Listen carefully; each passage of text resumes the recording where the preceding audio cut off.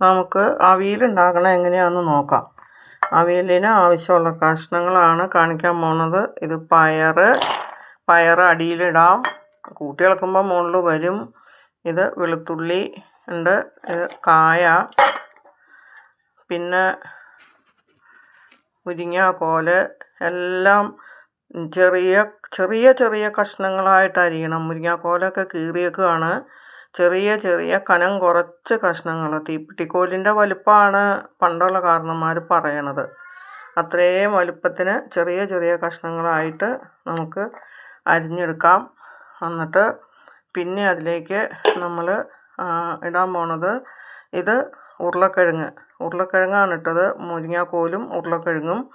പിന്നെ ഇടുന്നത് ഇത് സവാള. പിന്നെ നമ്മൾ ഇടുന്നത് ഇതിന് ക്യാരറ്റ്, എരിവിന് കൂടാനുള്ള പച്ചമുളക്,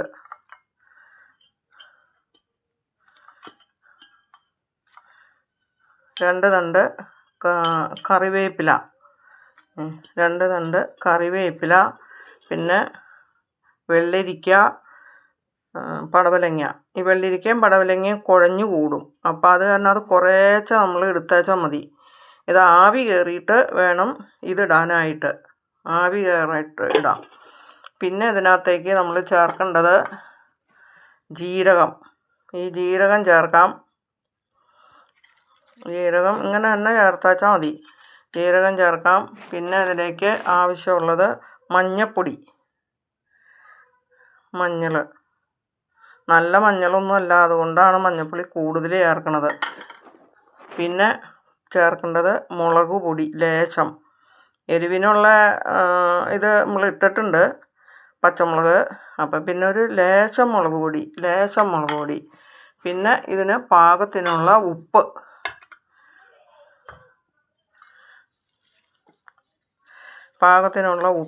പിന്നെ നമ്മൾ ചേർക്കേണ്ടതാണ് വെളിച്ചെണ്ണ.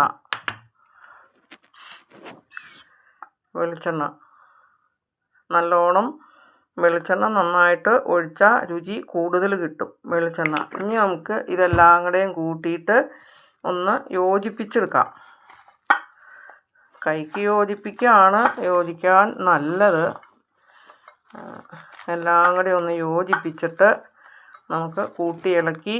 എന്നിട്ട് നമുക്ക് ഇതിന് പാകത്തിന് ഒരുപാട് വെള്ളമൊന്നും വേണ്ട, കുറച്ച് വെള്ളം മതി. ആവി കയറുമ്പോഴത്തേക്കും ഇത് വേവും. അപ്പോൾ ആവി കയറുമ്പോഴത്തേക്കും വേവണ കാരണം നമ്മൾ കുറച്ച് വെള്ളം ഒഴിക്കാൻ പാടുള്ളൂ. അത്രയും വെള്ളം ഒഴിച്ച് നമുക്ക് അത് അടപ്പത്ത് വയ്ക്കാം. ഇനി അടപ്പത്ത് വെച്ചിട്ട് വേണം തേങ്ങ ചിരണ്ടി ഒതുക്കിയിടണം. പിന്നെ അതിനകത്തേക്ക് ലേശം പുളി, ഒരു നെല്ലിക്കയുടെ വലുപ്പത്തിനുള്ള പുളി മതി നമുക്ക് ഇതിനകത്തേക്ക് ചേർക്കാൻ. പിന്നെ ചേർക്കേണ്ടത് ചുമന്നുള്ളി ചതച്ച് നമ്മൾ വാങ്ങാൻ നേരത്താണ് അത് ചേർക്കുന്നത്. അത് വെന്ത് കഴിയിട്ട് എന്നിട്ട് നമുക്ക് പറയാം. അവിയൽ നമ്മളിത് വെന്തു, കഷ്ണങ്ങളൊന്നും കുഴഞ്ഞു പോവാതെ കിട്ടിയിട്ടുണ്ട്. ഇനി അതിനകത്തേക്ക് നമ്മൾ ചേർക്കേണ്ടത് ഒതുക്കിയിട്ട തേങ്ങ. അത്രയും ഒരു മുറി തേങ്ങ ഒതുക്കിയിട്ട് ചേർത്തിട്ടുണ്ട്. ഇതൊന്ന് ആവി കയറട്ടെ. ആവി കയറി കഴിയുമ്പോൾ നമുക്ക് പുളിവെള്ളം ഒഴിക്കാം. ആവി കയറട്ടെ, എന്നിട്ട് പുളിവെള്ളം ഒഴിക്കാം. ഒരു നെല്ലിക്കയുടെ അത്രയും പുളിവെള്ളമാണ് കലക്കി ഒഴിക്കണമെന്ന് പറഞ്ഞേക്കണത്.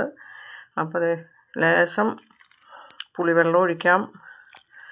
പുളിവെള്ളം ഒഴിച്ച് ഒന്ന് ആവി കയറി കഴിയട്ടെ. ഇളക്കി ഒന്ന് ആവി കയറി കഴിയുമ്പോൾ പിന്നെ നമുക്ക് ചേർക്കേണ്ടത് ഉള്ളി ചതച്ചതും കറിവേപ്പിലയും. ഇതിനകത്ത് ലേശം വെളിച്ചെണ്ണ ഒഴിച്ചിട്ടുണ്ട്. ആ വെളിച്ചെണ്ണയും ഒഴിച്ച് കൂട്ടി ഇളക്കി നമ്മൾ ഇതിന് കടുക് വറുക്കണതിന് പകരം നമ്മൾ ഇങ്ങനെയാണ് ചേർക്കുന്നത്. ഇങ്ങനെ ഉള്ളി ചേർത്തിട്ടാണ് നമ്മൾ പിന്നെ മൂടി വെച്ച് വേവിക്കുകയൊന്നും വേണ്ട. ഉള്ളി ചേർത്ത് നമുക്ക് ഇറക്കി വയ്ക്കാം.